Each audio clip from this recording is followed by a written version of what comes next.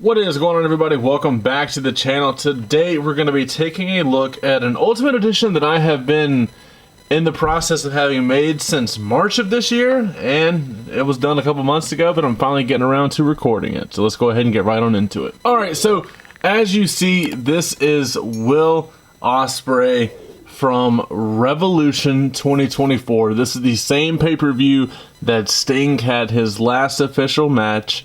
And it was quite an insane night. It was actually my second ever AEW show that I've ever been to, my first AEW pay-per-view. And I was like second or third row on the hard cam side. If you want to go back and look, I'm wearing a Razor Ramon shirt from Chalkline. And it was actually, like I said, pretty insane. But as soon as the night was going on, I noticed two attires that I wanted to have figures made. Or two attires that I wanted to have a figure made of. And it was Swerve, which you guys have already seen that video, and Will Ospreay. The gear was just absolutely insane, and of course I had to have it done. So we're going to go ahead and get into this figure.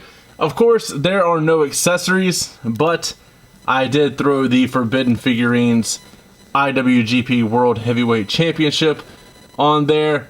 It's such a beautiful title, and anytime I get a chance to show it off, I will.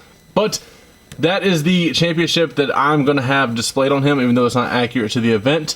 I also would recommend the Rev Pro title, which is just a custom title that I literally had made just for Ospreay. It's the only reason I have this in my collection. This was made by Turnkiss, which you guys have heard me mention. Like I said, that was Forbidden Figurines. The other title that you could put with Ospreay would be the AEW International or All Atlantic or whatever it's called nowadays, except I'm not going to put this one on him because Jazzwares is going to Jazzwares, and I got sent a title with two, I guess you could say, right plates. It's just inverted, so it does have the logo on upside down. But that is enough about the titles that are going to be on this figure. Let's go ahead and take this off so we can talk about the custom itself. So this head up here at the top, this is from Craniac Studios. It's actually one of his own personal designs. That head, I think, is just absolutely insane. I gotta resand it a little bit because I kind of messed up the neck peg. That's why it's kind of sitting like over to the side like that. That's entirely my fault, not his. But I love that with the beard. The hair is kind of just scruffy, if that's the word you want to use for it. And then the sculpt continues to the back. It looks really good. Now, this head, I really can't remember who I had this head painted by. You know what? I'm gonna be honest with you. I sat here for about 2 or 3 minutes just then. I have no idea who this was made by. So we're gonna pretend that never happened. But I'm not gonna cut it out because I like to do these things unedited for the most part. So the head is very nice, but that is the Craniac Studios design. I'm gonna work on trying to get a promo code so you guys can use it over there. I love the likeness. I think it captures Will Ospreay very, very well. This torso is the AJ Styles torso. Now, in hindsight, I wish I would have used a bigger torso, but it is what it is. And with them changing the peg, going from the crotch to the abdomen, it does make it harder to use certain Ultimate torsos with certain Elite legs. That is just the nature of the beast. As far as these legs, I don't remember what custom. I think this is entirely made with. Ooh, this might have either been like Seth Rollins' legs or something, but I cannot tell you who these are made. But I mean, you get the gist. This could have been used with the original AJ Styles legs. I just think I used those elsewhere at the time, but it is fine. He does have his tattoos on there. Those are, of course, from Curb Stomp. If I can get those to show up. Those do look pretty nice. You have the wings up here, the Assassin's Creed logo. You have whatever this is supposed to be. Then you have the All-In dates tattooed on the back. It looks good. I like that a lot. Curb Stomp also did the decals for the tights. This was quite a challenge when he took it on. And I've seen a few people do it since, but it's been very hard to do it properly. Some people out there just do an amazing job. But that is the thing. There's a little bit of a cut right there where the articulation is. I don't mind that if it doesn't sacrifice articulation, and as you see, it can still move properly. So I will take that as a win. It does look good there. But this attire was just absolutely insane when it was shown off. I can't like pinpoint an exact like thing for you to focus on because it's just very loud. Now I did have the decals and stuff applied by my buddy Alpha Action Figs. You guys know I use him for everything. And it's just, I'm always pleased with his work. And he does this cool thing with me on some of my customs where if there's like a metallic look or like a shimmer to it, he will take glitter, sprinkle some glitter on there and clear coat it.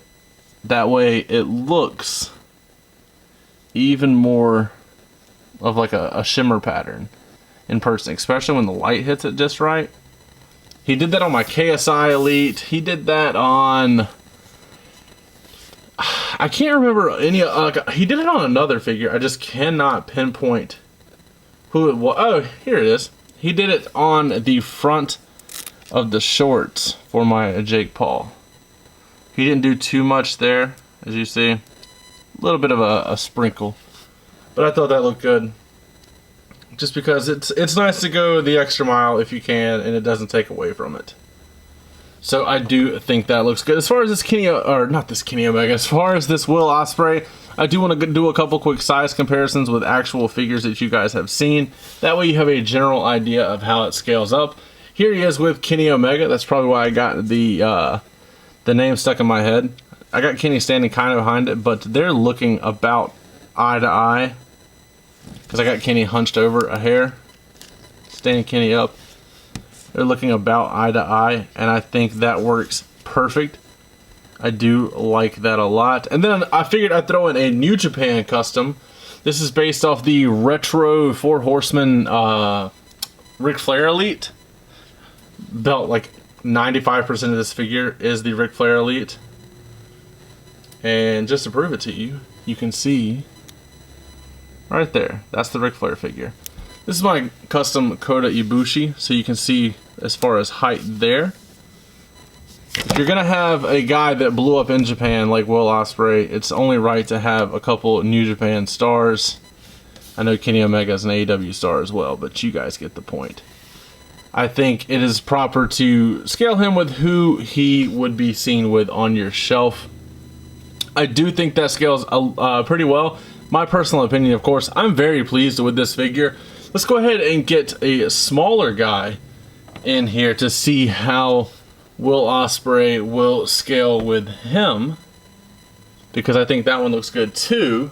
And this is a fix-up Darby Allin, and Ospreay has enough height on there for that to work for me with that Darby Allin. For that Darby Allin, that's the McFarlane Jonah Hex trench coat and the hatchet that comes with it. But I do like that a lot. Of course, I'm probably partial because it is like my custom, but everybody that puts work into this, I appreciate you. I tell you all the time. I want to tell you here, I appreciate your work. And I just love this Will Ospreay figure. We just got to go ahead and put this bad boy back on there where it belongs. But I appreciate you guys for joining me for another episode of Custom Showcase. It's been a while, I know. I'm trying to get a few more pumped out. But as always, don't forget to like, comment, subscribe, and last but not least, take it easy.